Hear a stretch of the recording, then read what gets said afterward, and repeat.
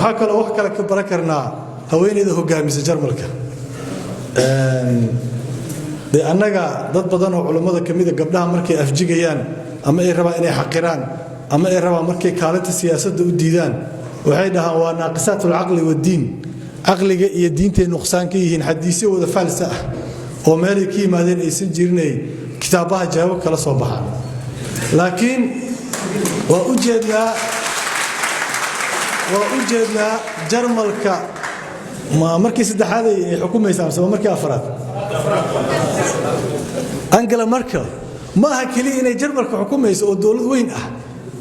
waa qofka kaliya hadda free wall-ka u taagan la yiraahdo oo Donald Trump iyo nin wadan aan joogi jira hadda xukumo Boris Johnson la yiraahdo saas u kala haysa ee Europe badbaadinteeda u taagan ee maanta 1 milyan oo Suuriyaan ah in dalka laga aqbalo qaxooti difaacaysa wixii liberal order ka dhigi jiray adduunkii horta ahaa qofka hor taagan ee difaacaya ma aha kaliya Jarmal ma aha kaliya Europe adduunka cid markuu Barack Obama dhahay amaanada adduunka waxaan ku ogahay Angela Merkel uu yiri kuma dhihin madaxweyne asaga dhaxlaan ku ogahay marka haweeneydaasna runtii waa tusaale aad u fiican gabdhahanna tusaale u noqon karta gabdhaha muslimka u noqon karta qofka inay waxaan la baasaysanayo leeyahay dumar hogaamiyaan waa lagu kala tagay balaaya dhacaysa waxaas ma jiraan anaga quraanka markuu dumarka hadlaayay wuxuu aad u amaanay gabar la yiraahdo Balqiis dhowr jeer aan ka sheekeeyay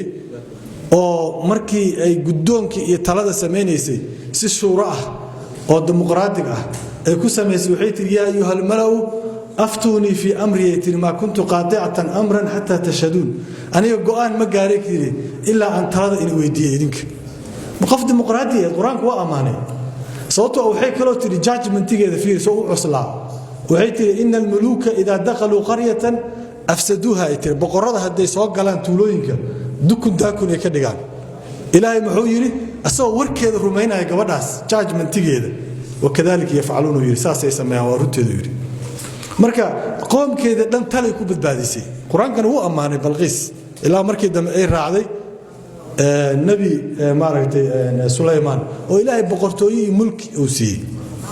marka annaga gabdhaheena gabadhii meesha igala dardaarantay waxaan ku bishaaraynayaa dawlad aan hoggaankeeda laana haday timaado inay dumarka kaalin ku yeeshaan sababtoo ah dumarka annaga waxay qiimo noogu fadhiyaan inay la mid yihiin ragga wax ay ka nuqsaan yihiin ama wax ay ka hooseeyaan aysan jirin ilaahay hortiisa ay u siman yihiin gabdhaha Soomaaliyeed ee la doonaya in la xaqirana inaan la xaqiri karin gabdha ayaga facooda oo lamida oo haween ayaga lamidan ay yihiin dadka maanta adduunka qaasatan adduunka liberal order ka adduunka horta ah waxa hogaaminaya inay dumar yihiin